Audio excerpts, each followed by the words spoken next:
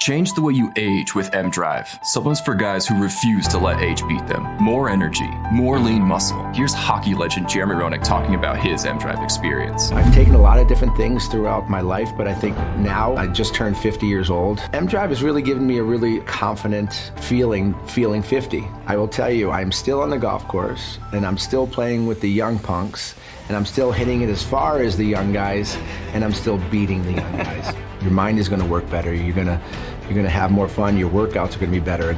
And M-Drive has just given me that confidence inside my body and inside my mind because I look better and I feel better. I don't feel 50. I don't act 50. For me, 50 is the new 30, and I'm looking to make it to 100. I just refuse to grow old. Energy, strength, drive. M-Drive. Supplements for driven men. Go to mdriveformen.com. Use code POD20 for 20% off your first purchase. Don't let age beat you. Visit mdriveformen.com.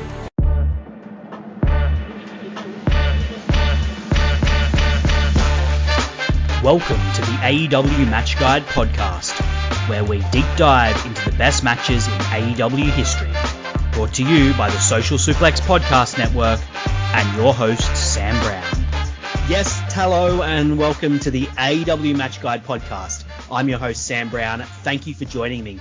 Every week, alongside a special guest, I take an in-depth look at one of the best matches in AEW history, taken from the definitive AEW Match Guide, as ranked by over 30 wrestling commentators from around the internet wrestling community. If you enjoy the show today, you can subscribe and rate it on your podcast app of choice. Make sure you check out all of the other great shows on the Social Suplex Podcast Network that cover all aspects of the world of pro wrestling.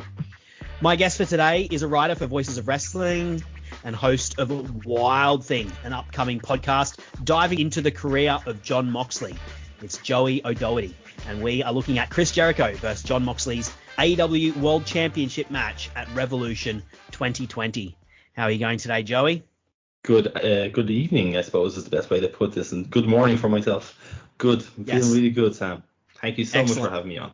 No problem. I'm really excited to get into this, and I'm also, you know, the folks out there who listen to this podcast will know I'm chomping at the bit to hear your podcast, and I'm very excited to be on it myself at some point down the line as well. I'm really excited to get stuck into that, and we're very on brand today, looking at Jon Moxley versus Chris Jericho from Revolution 2020. But before we get into Jon Moxley, before we get into Chris Jericho and that match, my first question to everyone is, how did you get into AEW, Joey? Well, it came during the pandemic. I hadn't watched too much of AEW. I was kind of out of love with wrestling and out of boredom. I was like, I'll stick one of these on. And before you know it, I was like, hey, I like this. This is kind of the pro wrestling that I kind of was looking for in WWE. But so I said, I stopped everything, went back to the start and caught up over the pandemic. And here we are now, fully fledged back into the world of professional wrestling. Excellent. Was there like a performer or a match or like a series or a story or something that stuck out that it really sort of captured your imagination and really got its hook sunk into you? Funny enough, it was the pay-per-view of the match that we're actually looking at here. It was the Bucks versus Omega and Hangman. And it was just the perfect tag match. It drew me back in. I really thought it was out, and this literally just pulled me straight back in. It was fantastic, and I was like, you know what? I'm going to stop right now. I'm going to rewind. I want to get up to speed on this. I want to see the whole thing. I want to see the shows. I want to see the builds. I want to see all the matches. Here we are. Well, you picked a good time to be able to go back and actually watch it, because if someone was jumping in at this point, trying to watch everything that AEW has done would be quite the effort. But, you know, for you, that would have been, you know, a couple of months. But, you know, when the pandemic happened, everyone's just got stacks of time. So a good time, I guess, for you to jump in there. That's interesting. You're one of the first people on actually that wasn't into it from the start. So I'm interested in like what your perspective of all these performers and that and how that flashes out, particularly given that this was at the first pay-per-view that you watched. So let's get stuck into the match. And as we always do here on the podcast, we're going to give the match its flowers. Dave Meltzer gave it 3.75. Not so sure about that one, Dave. The tough markers at Cage Match gave it 7.31, and the AEW Match Guide, when we ranked that back in 2021, this match came in 30th on that. So a match that's held in good regard, if not in the highest of regard, and in the highest echelon of matches that's happened in AEW. I'm hoping we can sort of change some people's perspective on this one, because I think everyone will agree we're going to get into the build, a very strong build, but I think it's still a very strong match, and particularly more than what I guess those ratings that I just read out suggest, and also particularly I think it should be higher than what it was ranked on the Match Guide. Just my personal opinion. Well, my own personal opinion is like the build was absolutely excellent. The build was 4 months. It was obviously fans are conditioned to short builds with WWE. 2 weeks, 4 weeks, maybe occasionally 5 weeks. Whoa. But 4 months, I think it was just about 3.5 months. Fantastically long. I prefer a much more long, structured, satisfying build. And this is the perfect sort of lead up to the probably biggest pay-per-view to date. Yeah, excellent. And let's get stuck into it, because these two have a lot of history in the WWE. I'm just curious, do you know much about their history in the WWE? Did you catch up on it? Did you watch it at the time? Do you know anything about what they did previously? Well, I'm a big Jericho fan, first and foremost, and yes, I watched their feud in WWE live, and I actually rewatched them for this particular podcast just to see, the contrast between the matches and how they were structured. They had a really good match at Payback. Well, when I say really good, it was about 3.5, maybe 3.5. At the end of the day, there was their next match was the Ambrose Asylum, which really, it really shit the bed, really, and the only way was up. Yeah, it's interesting how that was the end point for them in WWE. They sort of did cross paths briefly in that Survivor Series match that happened later in the year in 2016. But then, of course, Jericho left. And then the time when these two first cross paths is at the end of Double or Nothing 2019, when Jon Moxley, of course, walks through the crowd. The crowd just absolutely explodes. The roof comes off the place as Jericho is cutting this promo, asking for a thank you. Moxley jumps the barrier, gets in the ring. Jericho looks at him, kind of asks him, what are you doing here? I think he actually says, what are you doing here? Before Moxley hits him with the double arm DDT, the Dirty Deed, which was his WWE finisher. I've already covered this on the Omega and Mox podcast with some people who are actually in the building when that crazy moment happened. So obviously you weren't watching AEW at the time when this happened, but how did you react when you found out that Moxley had debuted opposite Jericho in the main event of Double or Nothing, just when you saw that in the wrestling news? Oh, it was obviously a big, fantastic moment. I was delighted for Moxley. He'd obviously been liberated, and watching him as obviously I look back on this pay-per-view, the crowd went nuts for this guy. He was over. The crowd loved it. They were looking for a twist at the end of this show, and they got it. Yeah, that week is one of my most favorite and most treasured moments as a wrestling fan, to have that hit. That's hit on a Sunday for me, obviously in Australia, we're a bit ahead of America. So on a Sunday, that hit. Then midweek, the podcast with Jericho talked about, and everyone was talking about Moxley. And then on the next weekend, he had a match against Juice Robinson in New Japan Pro Wrestling. And what a match that was. Incredible. Oh, yeah. That week, as a long-term Mox fan, as a guy who wrote a column saying the WWE no longer deserves Dean Ambrose, and how I was really gutted that he was leaving, and I thought that he was leaving wrestling for good, and that my favorite wrestler was gone, to see him just rocket back into center stage like that so emphatically. It's incredible. We can't go in too much into it because you'll be here listening to me rant about this all night. But yeah, look, that moment in time is just something that I will always remember as a fan and treasure. Of course, these two were absolutely top draws in AEW, as you said. These guys were two of the, I guess what I'd call the big four in AEW when it first launched: Cody, Omega, Mox, and Jericho. Their first segment came in December 13 after Full Gear 2019. Of course, Jericho had beaten Cody in the AEW Championship match, and then Moxley had beaten Omega in the Lights Out match. In the immediate aftermath of the pay-per-view, Jericho went on like a mini feud with Scorpio Sky and had that match with Jungle Boy where he said if he could last 10 minutes. And Moxley, because his lights out match didn't count to his record, he started racking up wins. He destroyed Michael Nakazawa, beat Darby Allin in a really good match, really solid match in the main event of Dynamite. He beat Joey Janela again. And right before this segment, he completely murked Alex Reynolds. And Jericho kind of approaches him in the ring and asks him to join the Inner Circle. It's an interesting turn of events here. I guess firstly, the first thing I'll ask you is, what did you think about the idea of Jon Moxley joining the Inner Circle? Did you think it was something that might happen? No, it never looked like it was ever going to be real fit. Especially, I can't imagine it coming down looking like Jericho with the shades and the sparkly coats. It just wouldn't be him. However, because it's AEW, I had that little bit of doubt.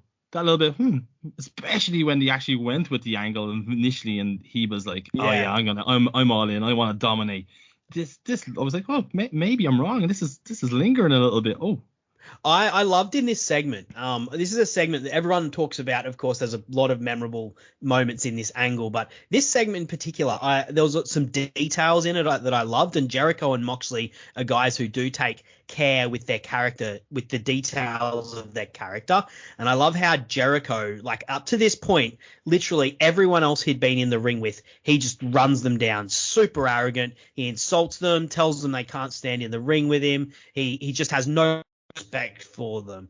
But when he gets in the ring with Moxley, he's suddenly like on the edge of his seat. He's like, it's like he's a zookeeper and there's a wild lion. He's like putting his hands up. He's putting his hands up, palms up to sort of be like, look, I don't want any smoke here. I don't want to fight you. He's like, he's trying to calm him down. And he references their history in WWE. We mentioned, like, he treats Moxley in a way that's completely different to the way he's treated every single other wrestler in AEW to this point. And even just the fact that instead of, running him down and wanting to fight him, he tries to sidestep him in some ways by asking him to join the Inner Circle. I love that detail in like the character and the reason that all of this is happening. Like, I think it makes a lot of sense from Jericho's point of view, outside of kayfabe. He knows he's probably going to be losing to Moxley at this point. So it's a very smart thing to like, listen, if I'm going to get beaten by this guy, I can't make myself look like I'm getting beaten by a joke. I'm going to have to make this guy look a big deal. So, I still look a bit strong in the feet. So Jericho's a smart guy, but this segment as a whole was just the flashbacks to their old WWE ways, the talk of Jericho, the leaning on real life. And it was properly really gritty and really realistic. And I lapped it up. Yeah, that one segment, it's worth people going back and looking because it's not something that ever gets talked about, but it's just the details in it are so nice. And of course, a month later, after Moxley continued to rack up wins, both of them had returned as winners from Wrestle Kingdom as well. Mox would give his answer, which of course, as he said, was a resounding no. But he did it by way of champagne bottle to the head, but only after tricking Jericho into giving him the keys to a $750,000 car. He promised to him if he'd said yes. And this was a really fun segment. Like, this is classic Jericho, this segment, and classic wrestling as well. But Jericho loves these sorts of bait and switch sorts of things that he can do. The most famous, of course, being the Festival of Friendship back in 2017 with Kevin Owens. But two lines that I loved in this segment that really, I think, spoke to Moxley's character when he said, "I didn't join AEW because someone backed up a truckload of cash to my doorstep. I came to AEW to dominate, to run roughshod over professional wrestling." And then when he says, "I would never join the Inner Circle. You have nothing that I want except for that." And motions towards the championship. And at that moment, you're like, it's on, baby. The championship run is on. This is the little things that AEW just don't do enough of. I'm not saying they should go full WWE and go into really ridiculous angles every week, for the sake of it. But a little bit of this kind of wrestling pageantry and pantomime is just, I think, a little bit more would go a long way. And this was perfect. Jericho was great at selling this up, celebrating the Mox is joining us, and then Mox is there's delivery of Mox, by the way. It was just fantastic. He delivers it so deadpan. He's like, I was just kidding. Yeah, yeah. And of course, like, it's so fitting of his character. As we spoke about, it's like so perfect for Jericho's character to want to sidestep him because he doesn't want to be in the ring with Jon Moxley because he knows he'll get beat. But it's also so perfect for Jon Moxley's character to be like, of course I never wanted to join the Inner Circle, Chris. Like, look at us. And as you said, like, the idea of him coming down in like the Jericho sparkly jacket is just comical in the absolute utmost. So, yeah, rewatching this segment for this podcast, I just like completely fell in love with this era of AEW all over again. You know, just the way these two characters just knew exactly how they needed to interact to get the points across in the segment that they needed to. And they talk about it as if like there's no production. There's no one out here telling them what to do. It's just really these two guys and Tony coming up with the ideas. And Tony obviously trusts them. He obviously has a lot of trust. Go out there, do what you do best. And listen, the results are there for everyone to see. It was fantastic. Yep. And Mox, of course, incredibly relatable. What does he want? He is a guy who is like a blue collar worker. Doesn't necessarily want to have, you know, the glitz and glamour that Jericho has, but he wants the recognition of being the best. He wants the title, and he also he recognizes the idea, the greatness of having a $750,000 super loud car as well. Don't forget, he missed out on ownership of 49% of the Inner Circle LLC. That's a big cheese to sort of walk away from. Yeah, but look, with owning a company comes all sorts of complications. You know, he'd then have to deal with HR, you know, when Sammy Guevara starts winning TNT titles, wants a pay rise. When, you know, Chris Jericho is just seeing this now. He's got Santana Ortiz. He's got HR problems. He's got to deal with that as like the director. Jon Moxley doesn't want to bother with that. He just wants to fight. He wants to drive a fast car. He wants to drink some whiskey at that point. You know, he's a simple man. He doesn't need those complications. And of course, you know, this was the next steps of this journey towards this match were absolutely fantastic, and sort of alongside the Cody feud, it set a template for how AEW would book these big singles matches going forward. You know, Mox would go on, he would beat Sammy Guevara, and then he'd beat Park to cement his position as the number one contender. Then he'd beat Santana and then Ortiz. And, you know, just as a random side quest, would team up with Kazuchika Okada in New Japan and face off against Minoru Suzuki.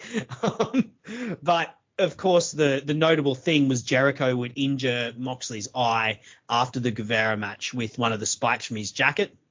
And Moxley would wrestle the rest of these matches with an eye patch over his right eye for most of the time, apart from the times it flipped around a little bit. They sort of worked it out as they went with that. But this was such a great way to build up the rivalry between Jericho and Moxley without those two having to fight. Even they didn't even fight in a tag match. This was, as I said, this was like the template for how AEW would book these big singles matches going forward. It was very smart to keep them apart. Like, if you want to see these two kill each other on pay-per-view, you keep them separate. You know, and they did a very great job of keeping them together, yet keeping them apart at the very same time. Absolutely. Yeah. And, you know, there was like just enough retribution from Moxley in that final segment where they had the weigh-in that, you know, he got a little bit of blood beforehand, but, you know, the majority of the time it was Moxley showing why he's the better man because he's winning these matches. But at the same time, afterwards, you'd have them taking out Moxley again, you know, and he gets sort of the eye for an eye against Santana. And it's a fantastic way to build up this big championship match they were going to. Obviously, we don't have time to go into all of the matches, but was there any particular highlights from this run that you wanted to speak about? Well, for me, it was not only just building each other up, but they finally got the rest of the Inner Circle kind of really elevated. Like, Santana and Ortiz were basically just lackeys, cronies for Jericho until this moment. If you never saw them in Impact or on the Indies, you'd be thinking, who are these guys? They're jokes, right? But yeah, Mox, he builds them up. He gives them a bit of character depth and development. You know, your Ortiz is a bit more crazy. Santana with the eye patch thing with his blind dad. It all really just give them so much more, you know, juice going forward, and it elevated everyone, which was the main goal, and perfect stuff. Absolutely. And Santana, of course, he also got time to promo about, as we said, about his dad, and that became like a mini feud within the larger feud, which is just fantastic booking by TK and by these two who've, clearly sat down and put a lot of effort into thinking how we're going to get to this match and make it feel, make the stakes feel huge, but also make it feel really, really super heated at the same time. And of course, this is going alongside the incredible Cody versus MJF feud. We talked about that back, a number of weeks ago now, but with Howard Schilling and this incredible build that they had for that. And then, of course, the drama that you had with the Young Bucks versus Kenny Omega and Hangman Page and everything that was going on in that story. Like, for me, this is still the pinnacle of AEW TV in terms of just getting it right on so many levels. Oh, it was the perfect blend of angles and story progression while actually having they've changed how TV wrestling is viewed. Wrestling is now just wrestling when it comes to AEW. You can watch an AEW match on a Wednesday night and it holds up with nearly anything that's on pay-per-view, and it's fantastic. Yep, absolutely. And for the longest time, that wasn't necessarily the case. There are some great matches. Don't get me wrong, there are some great matches on Raw and SmackDown, but for the most part, sometimes they act as filler. Whereas in AEW, you at least get one match a week that's like, this is something I want to remember. This is something that we could dig into, which is, a pretty incredible thing to have going on. Let's get into the match that we came here to talk about. Of course, all of this culminated at Revolution. They had a great video package going into their feud. This was, of course, the main event of the pay-per-view.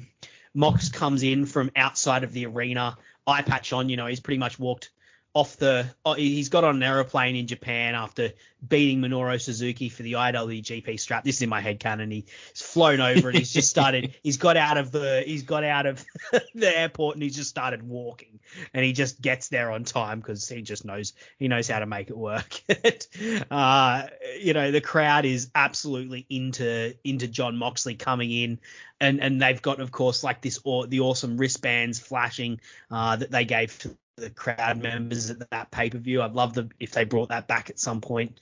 But then Jericho comes in with like an absolutely epic entrance. He's got this a cappella choir. It's led by a person called Meredith Bell, who did an a cappella version of the song on YouTube that Jericho saw and brought her into, along with local musical theater people. Yep, that's how that happened.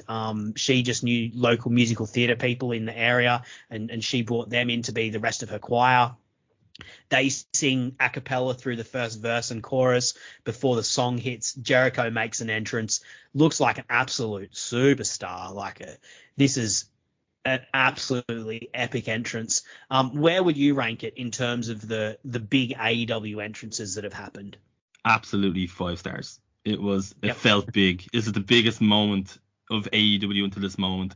In this point in time, the production seems big. It's obviously not on WWE standards, but it's very fucking close. It's right there. Yeah. The wristbands, like you say, the stage, the rampway, and the choir was just 10 out of 10. Absolutely. Yeah.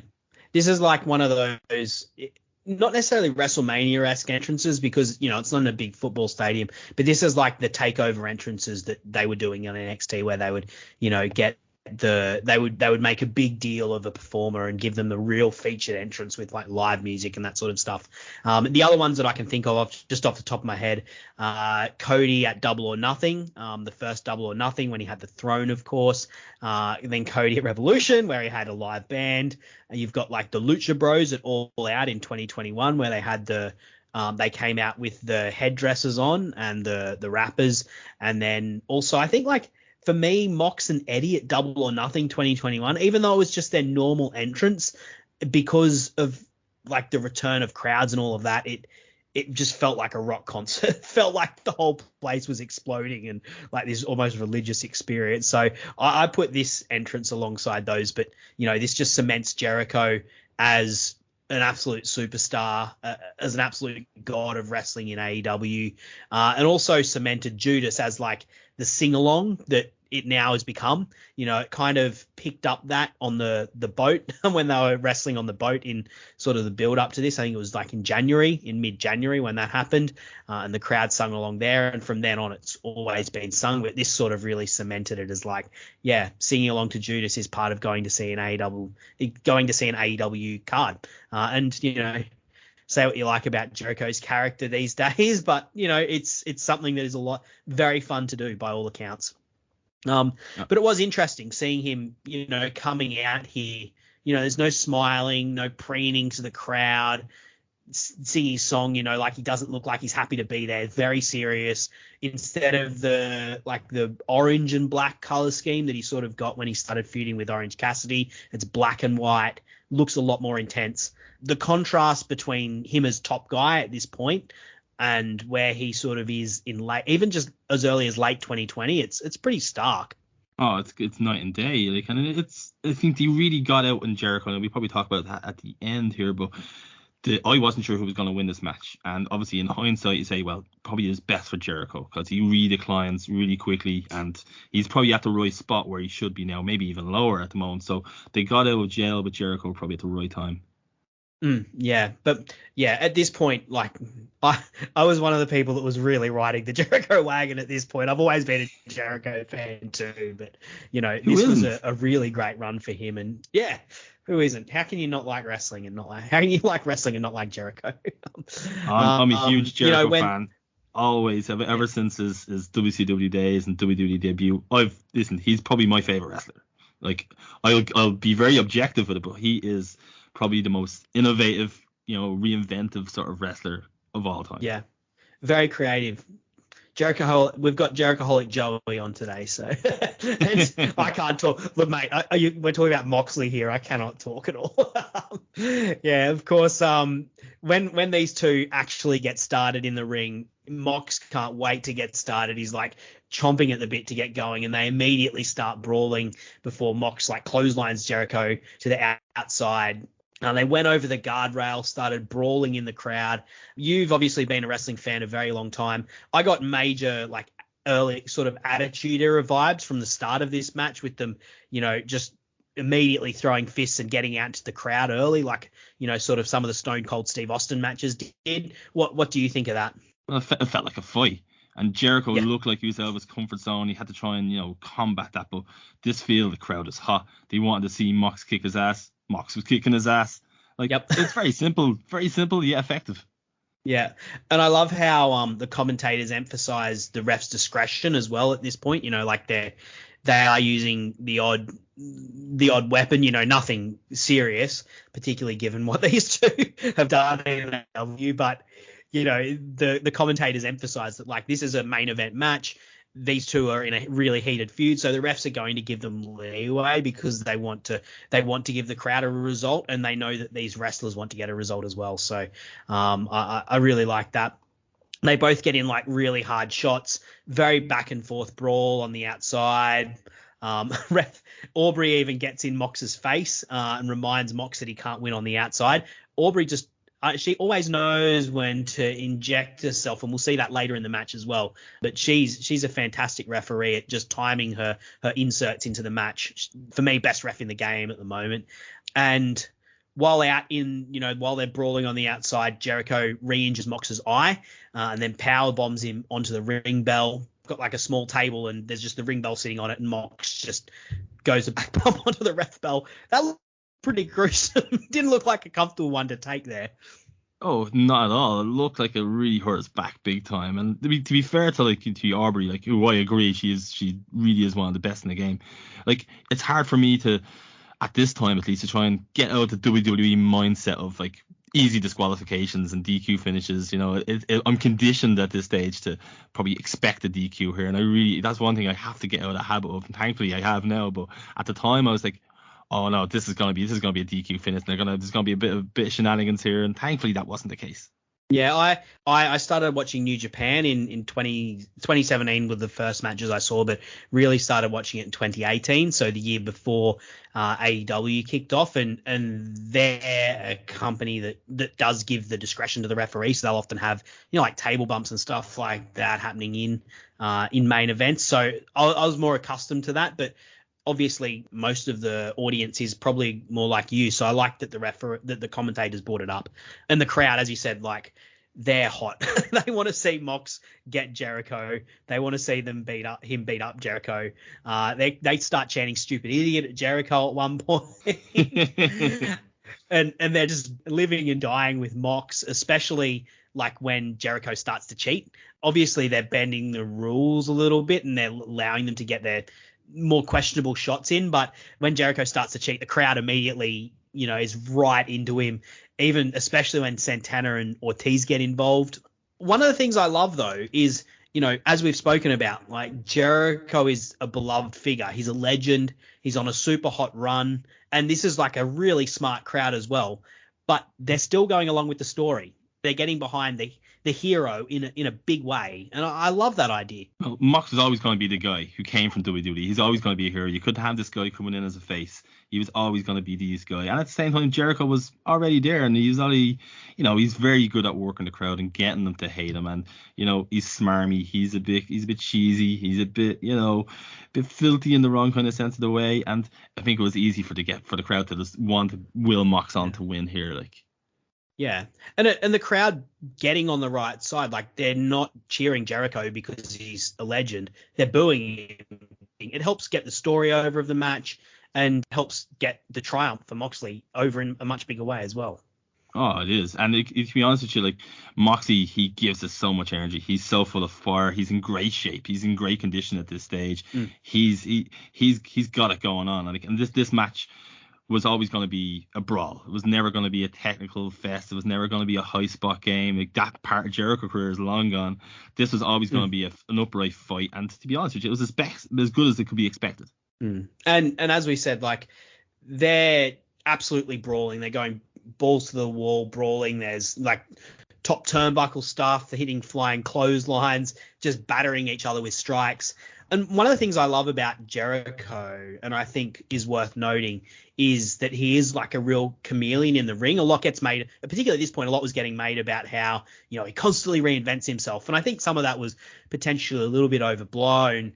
But like one of the things that doesn't get overstated is how adaptable. It takes a lot of ingredients to fix or build a car, like cooking, but without the frozen dinner easy way out. eBay Motors has 122 million parts. It's always the right fitment, so you can follow any recipe to a T. Whether it's a vintage Italian coupe that's classic like Grandma's meatballs, or a German luxury car that's as complicated as Oma's rouladen, to cook up something great in the garage, use the eBay Motors app or visit ebaymotors.com. Let's ride. Underdog Fantasy is the fastest growing fantasy app and easiest place to play fantasy sports. Just jump on UnderdogFantasy.com or download the app, draft your team, and that's it. And if drafts aren't your thing, they also have a pick'em game where you can win 20 times your money in a single night. Use promo code RADIO, and Underdog will double your first deposit when you sign up with up to $100 in bonus cash. Deposit $100, get $100 free. That's promo code RADIO. Terms and conditions apply. He is in the ring to the style that suits his opponent. Like he's done lucha stuff with Rey Mysterio. He's done, big WWE stuff with John Cena, like that style of match. In pay-per-view before this, he had like a real old school babyface heel match with Cody. And then in this one, he's having like an attitude or a brawl with Moxley. He's really adept at so many different styles. Oh, he's able to adapt, and like especially the Jungle Boy match beforehand. Like I remember that one; that's one of my favorite matches, and it's great. His psychology is always there. He's always thinking. Listen, it's not necessarily about the flashy moves or, like exactly how to get to pop the crowd. It's always about, listen, what's the best thing logically from this match? What's the best thing I should be doing as the bad guy to be able to try and get this crowd to hate me, to get Mox his best babyface fire when he comes back? He knows what he's doing. Absolutely. As we said, this is like a really violent brawl. You've been watching a lot of Moxley's work for, maybe not a really violent brawl, but it's a brawl. You've been watching a lot of Moxley's work for your podcast that you're doing. How would you describe Jon Moxley's offense in the ring? It's real. Like he's not going out there. It's sloppy. It's a bit awkward, but at the same time, it kind of enhances his work. Like not everything has to be a smooth takedown or an absolutely great counter, or everything has to be exactly flowing well. Like he makes it look kind of genuine. You feel like this guy's gonna knock your head off. This guy is he's gonna grind your face into the turnbuckle till you bleed. You get that sense of this is real to him. This is passionate, and he is gonna kick your ass and get what he wants. Yeah, he is best known as a brawler, but I think it goes without saying that he is also adept when it comes to being more technical. And even in this match, like he hits a shotgun drop kick. Jericho like dodges and counters into a lion tamer, but then Mox rolls into a heel hook. He's not just a brawler. He isn't known for his technical wrestling, but, he's had matches with Seth Rollins, AJ Styles that are, quite cerebral. And I think there's flashes of that in this match. Obviously it's a heated brawl mostly, but there are flashes of that in this match. And of course, he does fight his way back in, eventually goes for a paradigm shift, but gets distracted by Santana Ortiz. Ortiz even manages to hit him with the Mad Ball before Jericho hits a Lion Salt. And then Jericho gets Mox's blood and like just rubs it down his face and on his chest. It is just so basic. Like, it's such a basic thing to do if there's blood involved, but it's just such a beautiful visual. Oh, it's a fantastic visual. Like, blood isn't the be all and end all, but it can enhance things a little bit. And definitely when it's used right in the hands of a master like Jericho, he knows what to do with it. And the one you talked there earlier about, obviously Moxley's, technical skills. Did you see the road to Revolution where he's training with Randy Couture about how to counter Jericho's offense and how he's going to get out of the line tamer? I thought that was just so simple and it's sensible and it's logical, and they should do more of this every single time. Absolutely. As you said, it adds that authenticity that you mentioned, those training montages and stuff. They just help you continue to get invested in the characters. Like, it's like the Rocky stuff, it's like you're watching a Rocky movie but it's Moxley and he's training with one of the best guys that he knows because he's got to beat this big bad dude. It's basic writing. It's the kind of stuff that they do in action movies all the time, like a training montage, but it's not something you see all the time in wrestling. And when they do it, it works really well. And then it pays off in the match. It's full circle stuff. And eventually, we're talking about countering the Lion Tamer. Eventually, Mox gets the walls of Jericho on Jericho. They kind of exchange a number of counters of one another's signatures moves before Jake Hager runs down and gives another distraction when Jericho hits the code breaker. I mentioned that Attitude Era thing before, and like all these run-ins, the brawling in the crowd, I get massive Attitude Era vibes from this. And even more when Jericho starts like confronting Aubrey and like pushing her around a bit, and like the crowd does not like that. But little things like this, like, they're not overdone in AEW. It's very rare that we get interference heavy matches, and when it does happen, I think it's okay. Like, it's pro wrestling. This is what we were raised on, so I'm okay with this. And especially Jake Hager, and to get him out of the ring, I'm happy with it. Yeah, and the crowd love it when she throws them out, and they love it even more when Moxley like fires up. We haven't focused a lot on Moxley's fire in this match. We've talked about like the brawling and Jericho's adaptability and sort of how they go into a more technical aspect. But throughout this whole program, it's all Moxley just continuing to fight through adversity. They take away his eye, but he's wearing an eye patch. He's taking damage left, right, and center. He's got people running in from all different angles. Jericho's pulling out every dirty trick he knows in the book, but Moxley just keeps like firing up, comes back. And I love how as the matches go on, Moxley's strikes like get harder and harder, and he throws himself more and more into everything that he does. And it just shows how he is just pushing and pushing. It's so obvious from his body language how he is just giving his all into it. And they can't help but get behind it, particularly when they've done such a good job of building Jericho up as just this completely irredeemable, smarmy prick. And Jericho starts to gouge Moxley's good eye. The crowd knows that Moxley would beat Jericho in a fair fight, but Jericho's not giving him that fair fight, so they love it when he just continues to fight forward. The finishing segment of the match happens. Jericho goes for a Judas effect, and after Moxley is like played possum a little bit with being potentially blinded, he suddenly starts dodging the Judas effect perfectly, and then he has the great reveal. He peels off his eye patch to show that his eye is in fact fine now, and he hits his paradigm shift for the win. What did you think of the ending, the reveal that he'd been playing possum a little bit with his eye, and the actual ending sequence there, Joey? Well, to be honest with you, and this is like, I'm a Moxie fan, I'm a Jericho fan, but I'm trying to figure out from a logical kayfabe point of view, why has he got the eye patch on to begin with if he's not? Like, he's kind of made himself half blind to begin with, if, you know, we're being logical here. Unless it's one of those eye patches that you can kind of see through and everything's fine. But, like, I'm trying to think, what advantage does he get kayfabe-wise from this eye patch being on him the whole match? Like, it's a cool little reveal at first, but when I start thinking about it, thinking, oh, this is kind of a little bit dumb. Oh, like, it's... I suppose I can overlook it, I suppose, in the general sense of the match, but I was like, like, logically, what's the rationale here? I was thinking about this when I was rewatching and when I was thinking about how does this make sense? Because obviously, like, the reason that they've done it is that it's a great moment to, like, completely pop the crowd of, like, oh, his eye was fine all the time. But shouldn't they be doing that at the start of the match? Because he's, like, really disadvantaged himself for the majority of the match. and what if Jericho had one and, you know, he's been faking this eye thing and exactly. What happens then? You know, if this is a real thing, like, that's obviously something that could have happened. Obviously it's been done because it's a great pop in the moment, but yeah. And it was. Credit where credit's due. Oh, yeah. But it does start to, like, fall apart when you think about it logically. Like, this is me, full disclosure, this is me nitpicking. I'm very nitpicky, so apologies. Oh, look, we've said 99 positive things to this one thing. We're saying that's a bit more negative.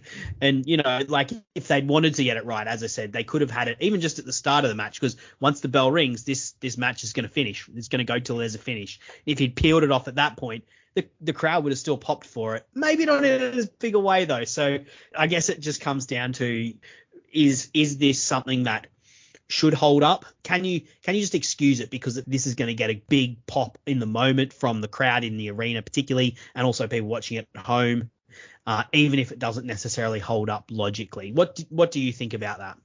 I completely agree. Like, let's be honest here, it is nitpicking. So I can see the pop, I can see the benefits of it, and obviously at the time, like, the crowd went nuts for this. So the job done.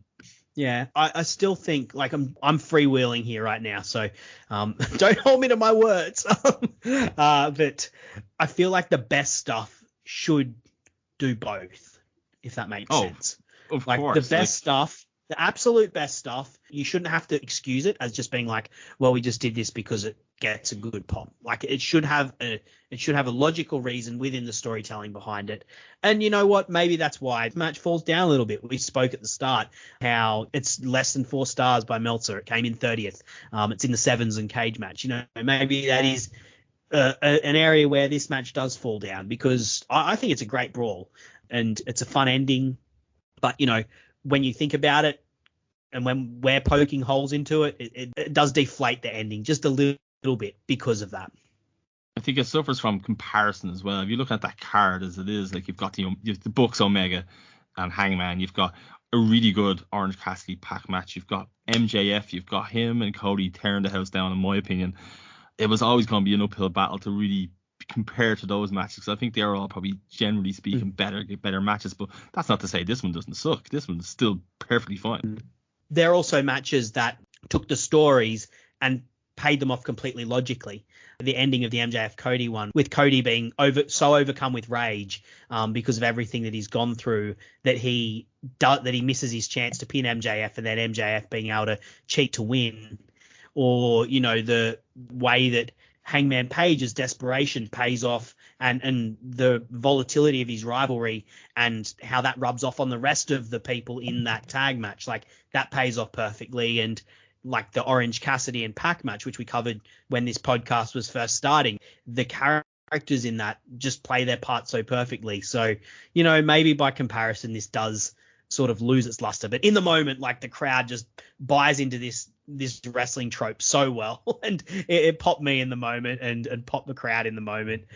So look, you can't argue with it too much, as particularly when Jon Moxley picks up the mic afterwards and just cuts a fantastic promo, putting over the fans of AEW, and delivers a great line that sort of will go on to define his run with the AEW title. He says, "I'm not going to hide behind this belt. Line them up. I'll knock them down." That very much sets the tone for the kind of champion he wants to be, and the kind of champion that he will go on to be. What did you think of the post-match promo, Joey? Oh, he knocked it out of the park. Give the people what they want, as they say. Like he's coming off a really big win. It's a big moment for him and for AEW as a whole, and any fans that have been following him to this point. So it's like it's his victory call. You can't deny him this, and he delivers it well. He knows how to cut a promo. He knows how to speak. He's a great verbal master. Listen, this was the cherry on top of a very decent match. Yep, absolutely, and it's such a bittersweet moment now, though. Because, like, for me, this pay-per-view, it still feels so epic. And at the time, it felt like these guys were cresting a hill. And we've had other moments like this, like the Punk debut and All Out in 2021 felt huge. Double or Nothing 21 as well, because of when the crowds came back, just felt like the promotion was on fire. But at this point, like, the promotion did feel like it had sort of righted course after Full Gear. The weeks after Full Gear maybe didn't hit the way they hoped it would, but in January and February it just was on fire and hitting it out of the park with all the stories they had going on, and then this pay-per-view to pay off all those matches we spoke about just work so well, and this to be just this fantastic emotional payoff of Jon Moxley coming to the top of this wrestling company and promising to deliver it further along in the promised land. And then, of course, 3 weeks later, they're in an empty arena in Georgia, and they've got nothing, no one, right, except for extras watching. Yeah, it's you look back and you think to yourself, like, it was a really good pay-per-view. And the one thing that I think that helped this match in particular was it had a great build, and I didn't know which way it was going to go, right? I was thinking to myself, well, Jericho, from a pure fan point of view, I want this title to be held for a long time. And he's doing a really good job with it. He's knocking it out of the park. On the flip side of that, you've got Mox, who's really in a position to sort of, he's ready for this. He could easily put the title on him. So the decisiveness of not really knowing what way they were going to go, for me, was enhanced the match. And the hot crowd, like, it never underestimate how much of a bump a match can get from just a hot crowd. I think I was talking about recently about how TJP and Josh Alexander, they didn't get 5 stars from Meltzer because obviously, like, they had an empty arena match more or less, and it was a great match. But if you put a crowd in there, that's probably what gives it that bump to get the 5 stars. And this is the case here. This match was a good match, nothing particularly hugely memorable, but it was fine, and the crowd and the build just enhanced it so much. Moving on to, like, the sort of the legacy elements, because you did bring up like who you thought was going to win. Of course, I wanted Jon Moxley to win because he's my man, he's my boy. But at this point, I was like, oh man, Jericho is on the run of his life at the moment. Like, he is absolutely killing it as this champion and has done since AEW started. Maybe they should keep it on him for a little bit. And like, at that point, Cody was just this absolutely on fire face. And I know he'd made that promise not to go for the championship, but I was like, him and Jericho have still got a score to settle. They haven't actually settled what they did, particularly if Cody beats MJF here. He's right in the box seat to go straight back for that championship against Jericho, and the crowd will be into it because of how Cody was almost cheated out of it before. So I was still in two minds with this. Of course, I loved seeing Jon Moxley win, but do you think this was the right time for Jericho to drop the belt? In hindsight, yeah. At the time, I couldn't have called it. Yeah.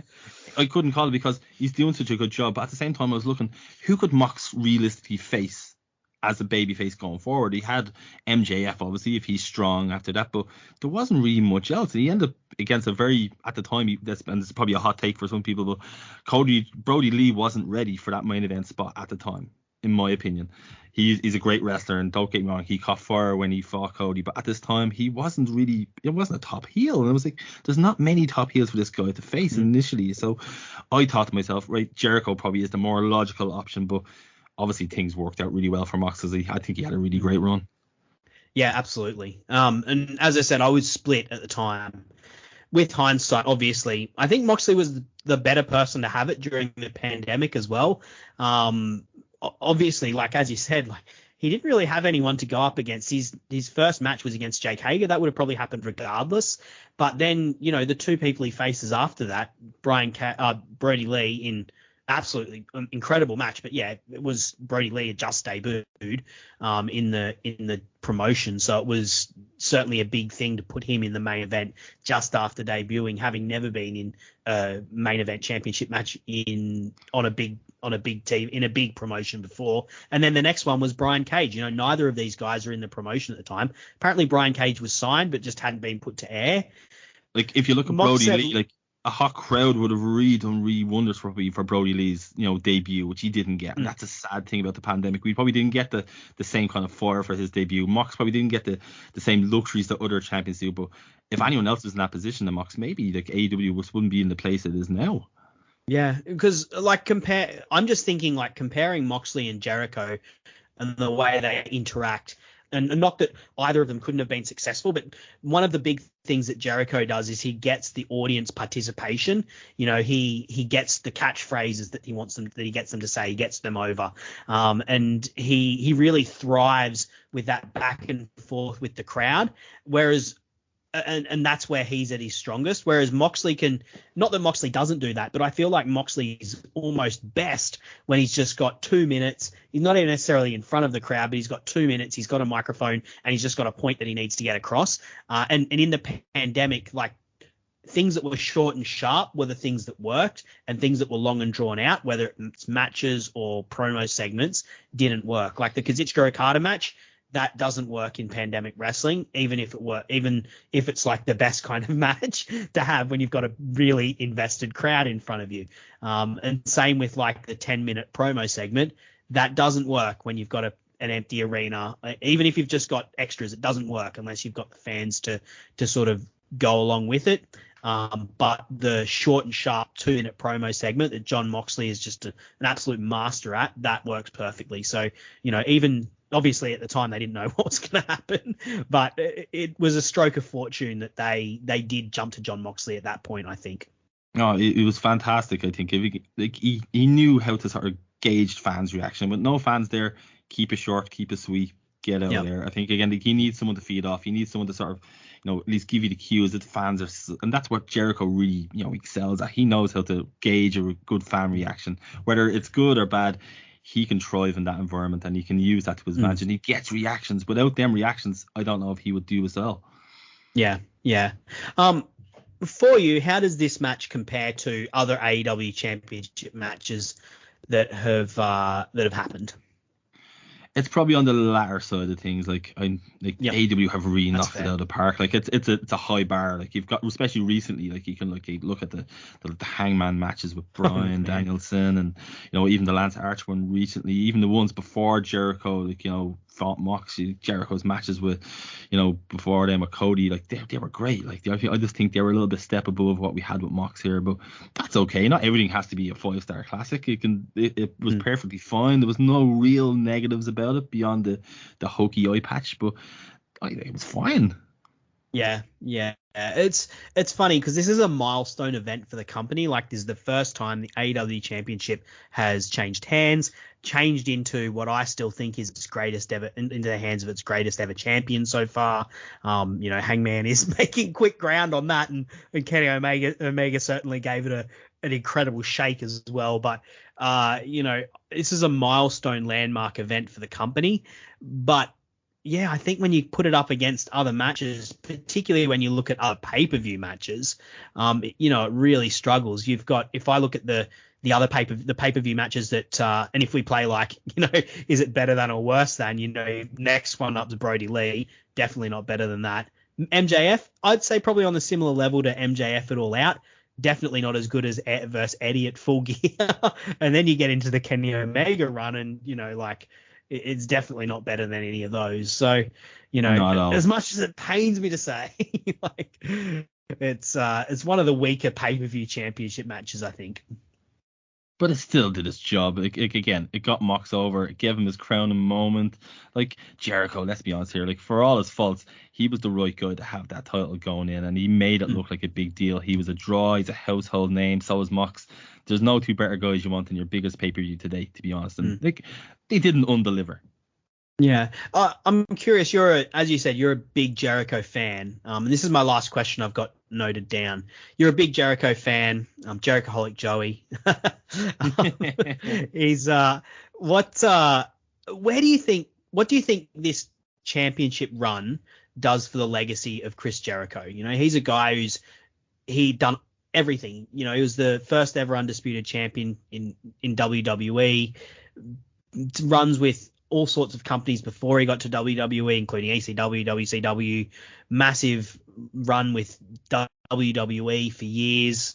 What do you think this championship reign does for his legacy? It's a huge thing for him, in my opinion. It's the autumn of his career. He was already winding down in 2016, especially in the feud he had with Ambrose at the time.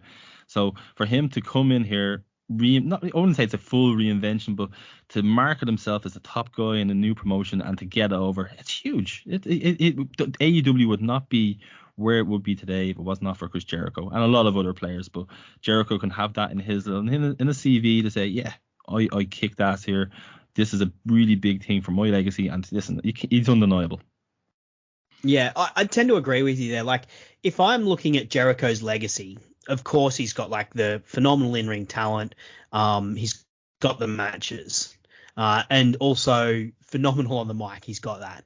But if you look at like he's got those championship reigns, but I don't think before this you could say he was the guy in a promotion. Even when he was like the undisputed champion, at that point there was still Austin, there was still The Rock, there was still Triple H, there was still Kurt Angle.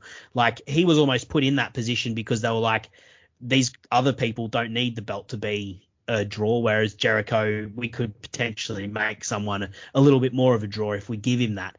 Whereas, and throughout his run with WWE, he, even when he was a completely well-trusted hand, he was never the man. And that was, of course, that was the reason that he ended up leaving, because it got to WrestleMania 32 or 33 where he faced KO and they demoted him. And I think he really and replaced him with Goldberg and Brock Lesnar as he was originally going to be in the Universal Championship match against Kevin Owens, but they got pushed down to be the US Championship and were second on, given 12 minutes, and Vince said he hated the match. And that's a huge. I feel like that was something that he took very personally, and he went about rectifying, and wanted to almost prove that I can be the main event guy, like the centerpiece of a promotion. And for me, that's what he proved in this run. Like, he was the centerpiece of AEW Dynamite. Him in the Inner Circle took up so much time. He was the one that was creating all these incredible memes when he first became champion. Of course, he had a great program with Cody and a great match to back it up, and then had this great program with Moxley. And in between it, he had matches with Darby Allin, Scorpio Sky, Jungle Boy, to sort of elevate those guys' talent. Like, this was Chris Jericho thumbing his nose at the people who said that he couldn't be, that he was only like an upper middle card veteran. And I think for him, this is like something that cements him in the total upper echelon, like the top 10 performers of all time level in America, and gives him like that final centerpiece of his his package as a wrestler and in terms of a legacy. And I don't think his matches generally are any better than anything he's ever done in WWE. He's had some great matches there, but I agree his run and the way he's been positioned as a performer has been completely different and night and day to the way WWE did. Especially, like you say, he was never the top guy in 2001, 2002. That was never going to happen. He was never positioned. He was never even really given the full chance to really excel there the way he was booked. Even in 2008 with his run with Shawn Michaels, he was excellent, but he was always playing second fiddle to Cena and Batista over on the other side of things. So he was never the guy. But here, he carried the championship. He carried the promotion for the best part of 6, 7, maybe you could say even 9 months. And he was the guy that got these guys to the dance. He kept them there. He left them in a good position. He was able to say, you know what, I left this company in a better way than I found it. He was like the bridge that WWE fans could walk over to get to AEW in those early days. Not everyone did come over, and not everyone liked that Chris Jericho was that person. But yeah, I've got a lot of respect for this, and he has quickly slid back down into that because he's very, very good and in this upper middle card role, because he's very giving as a performer. He's willing to give and let other people get shine off his name and off his legacy. And he's done that with so many performers like OC, MJF. Like, they had basically a year long feud, even longer potentially. And more recently he's like looked to try and do it with Ethan Page, Scorpio Sky. Looks like he's doing that with Eddie Kingston now as well. He is a very giving performer in that like veteran upper middle card role, but this championship reign was something special for him, and is particularly combined with the stuff he did in New Japan just before and during this. It's really legacy boosting stuff for him. It's a pity his body is really not holding up, and again, it's not going to. Let's be honest, he's over 50 now. Like he shouldn't be at the top of the card, and you've got guys like Hangman and Punk. Danielson there. He shouldn't be. But at the end of the day, listen, he is perfectly positioned in the initial run 2019. I still think he's been perfectly positioned going forward. He's been gradually phased down the card, and it's a great place for him to be, to get other younger talents over, like OC, like MJF, like Ethan Page, Scorpio Sky. And it's been really entertaining stuff still.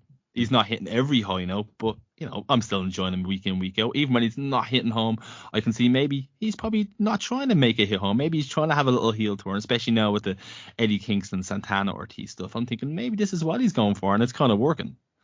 Well, I did not like him as a face very much, but that's a podcast for another time.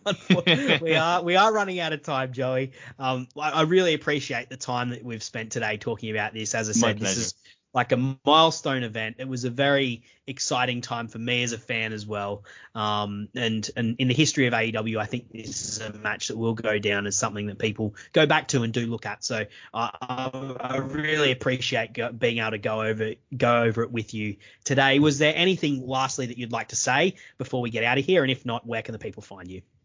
No. Thank you so much, Sam. Everything has been an absolute pleasure coming on. You're a gentleman. You're a scholar. And, hopefully people can look out for the Wild Thing podcast in the next few weeks when it drops. Fantastic. Definitely check that out when you can. And to the people listening, you can find me at Sir_Samuel on Twitter. Come let me know. As I said at the start of the podcast, if you did enjoy what you've heard today, feel free to like and subscribe. I'd really appreciate it if you could do that. And also review the podcast as well on whatever podcast app you use. That goes a long way to helping more people find this podcast. So I would really appreciate that. And you know what? Why not tell a friend as well? If you've enjoyed what you listened to, bring along a friend next week. Why not? And until I do see you next week, thank you very much for being on today, Joey. And thank you to the listeners out there for listening. I will see you again next week. Bye.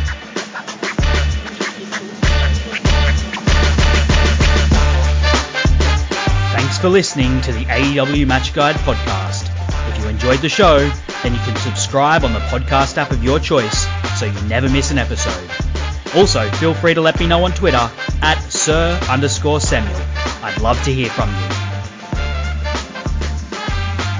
The AEW Match Guide podcast is brought to you by the Social Suplex Podcast Network, where you can find many other fantastic podcasts discussing not just AEW, but all parts of the world of professional wrestling. Looking forward to seeing you again next week. I'm Sam Brown.